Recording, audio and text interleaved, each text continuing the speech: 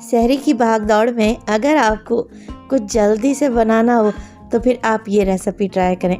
15 minute में बन जाएगी और टेस्ट भी एकदम बढ़िया आएगा। बिस्मिल्लाहिर्रहमानिर्रहीम। अस्सलाम वालेकुम।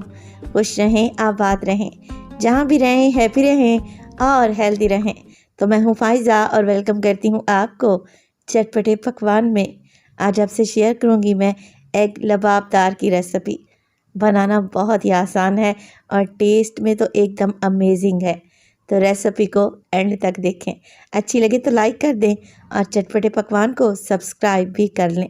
तो चलें फिर रेसिपी स्टार्ट कर लेते हैं। तो टेस्टी एग लबाबदार बनाने के लिए सबसे पहले तो एक कढ़ाई में डाला है मैंने आधा कप के बराबर कुकिंग ऑयल। ऑयल के गर्म होते ही आप इसमें प्याज डाल दें। अच्छा, ये एक बड़े साइज़ का प्याज है जिसे मैंने बिल्कुल बारीक सा चॉप किया है चॉपर में डालकर। प्याज का पेस्ट नहीं बनाएंगे, बिल्कुल बारीक सा चॉप करेंगे ताकि दानेदार ग्रेवी तैयार हो। अब देखिए प्याज को मैंने यहाँ पर मिक्स किया है, साथ के साथ इसमें डाल दूँगी मैं एक अदद तेज़ पत्ता। तोड़कर डाल देंगे ना तो बड़ी ही अच्छी खुशबू आएगी। 2 से 3 छोटे छोटे से टुकड़े हैं दालचीनी के, ये भी ऐड कर दें। प्याज में शामिल करूँगी हाफ़ टी स्पून साबुत सफ़ेद ज़ीरा और इसमें डालेंगे एक बड़ी काली इलायची, जिसको आप लोगों ने तोड़कर या इसका मुंह खोलकर डाल देना है ताकि मसाले में अच्छी खुशबू आए। अब प्याज को फ्राई करें इतना कि इसका कलर लाइट सा गोल्डन हो जाए। जब तक प्याज फ्राई हो रहा है हम एक और काम कर लेते हैं। तो एग लबाबदार बनाने के लिए मैंने लिया है यहाँ पर तकरीबन 8 से 10 दाने काजू के, जिसे मैंने 15 मिनट पहले आधा कप पानी में भिगो कर रखा हुआ था ताकि ये नरम पड़ जाएं। 3 अदद आप लोग ले लें हरी मिर्चें और काजू के साथ ही इसी पानी में इनका पेस्ट बनाकर तैयार कर लें कुछ इस तरीके से। इसका इस्तेमाल मैं करूँगी तो इसे एक साइड पे रख दें। अब देखें प्याज में हल्का सा लाइट सा गोल्डन कलर आ चुका है। बस जी इसी स्टेज पर इसमें शामिल करें अदरक और लहसुन का पेस्ट 1 टीस्पून। इसे भी भून लें 20 से 30 सेकंड के लिए ताकि अदरक लहसुन से अच्छी सी खुशबू आने लगे। जैसे ही अदरक लहसुन भुन गया मैंने 2 बड़े साइज़ के टमाटर मिक्सी जार में डालकर इनका पेस्ट बना रखा था। तो टमाटर का पेस्ट ऐड कर देंगे और मिक्स करेंगे। अब टमाटर डाले हैं तो टमाटर के साथ ही डालेंगे इसमें पाउडर मसाले। तो मैं इसमें शामिल करूँगी नमक, 1 टीस्पून डालने लगी हूँ, बाद में नमक को चख लेंगे। लाल मिर्च का पाउडर ऐड करूँगी इसमें तकरीबन हाफ़ टी स्पून इसमें डलेगा ज़ीरा पाउडर और अच्छे कलर के लिए शामिल करेंगे हल्दी 1/4 टीस्पून।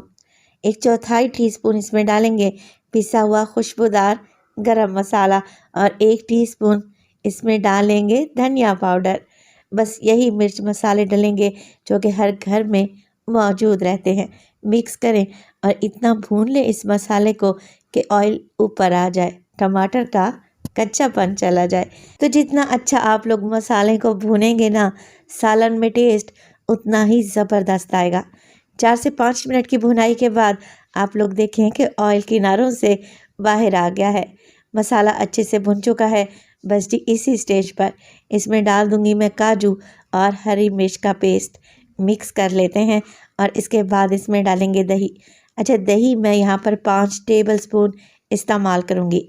दही ज़्यादा खट्टा नहीं होना चाहिए और कोशिश करें दही को अच्छे से स्मूथ कर लें, फेंट लें ताकि हमारी ग्रेवी एकदम स्मूथ और सिल्की बनकर तैयार हो। तो 4 से 5 मिनट के लिए मज़ीद मैं इसको भून लूँगी। अब आप लोग ज़रा चेक करें कितना बेहतरीन सा दानेदार सा मसाला या ग्रेवी तैयार हो चुकी है। इस स्टेज पर हम इसमें डालेंगे क्रीम। तो एग लबाबदार में मैं टेट्रा पैक की क्रीम का इस्तेमाल कर रही हूँ 5 टेबलस्पून। ये अगर आप लोगों के पास नहीं है तो परेशान होने की ज़रूरत नहीं है। आप घर में जो दूध इस्तेमाल करते हैं और दूध के ऊपर जो मलाई आती है उसको अच्छे तरीके से फेंट कर आप लोग सालन में ऐड कर दें। मिक्स करेंगे और क्रीम डालने के बाद आप लोगों ने ज़्यादा नहीं पकाना।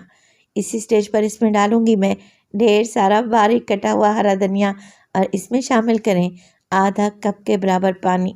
तो क्रीम ऐड करने के बाद ग्रेवी काफ़ी गाढ़ी हो गई थी, तो ग्रेवी को एडजस्ट करने के लिए और इसकी कंसिस्टेंसी को सेट करने के लिए मैंने आधा कप पानी डाला है।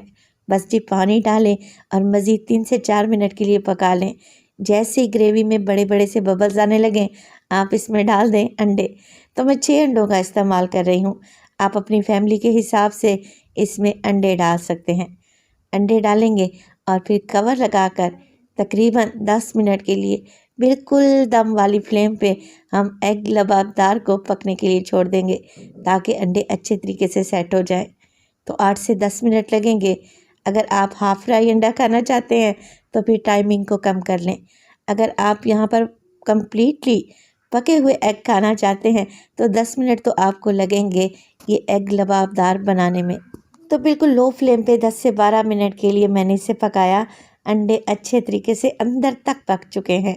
आप लोग ज़रा ग्रेवी को चेक करें, माशाल्लाह से कितनी गाढ़ी, स्मूथ और सिल्की लग रही है। पराठों के साथ ये रेसिपी बड़ी ही गज़ब की लगती है। तो रेसिपी को एक दफ़ा तो लाजमी ट्राई कीजिएगा, खाकर मज़ा आ जाएगा। सहरी के लिए बेस्ट रेसिपी है। इसके अलावा एग लबाबदार को आप लंच या डिनर में भी बनाकर सर्व कर सकते हैं। बड़ा ही टेस्टी बनता है। रेसिपी ट्राई करें और अपना फीडबैक लाजमी दिया करें। आपके एक प्यारे से कमेंट का मुझे इंतज़ार रहेगा। अपना बहुत सारा ख्याल रखिएगा। फ़ाइज़ा को अपनी दुआओं में याद रखिएगा। मुझे दीजिए इजाज़त। टिल देन, अल्लाह निगहबान।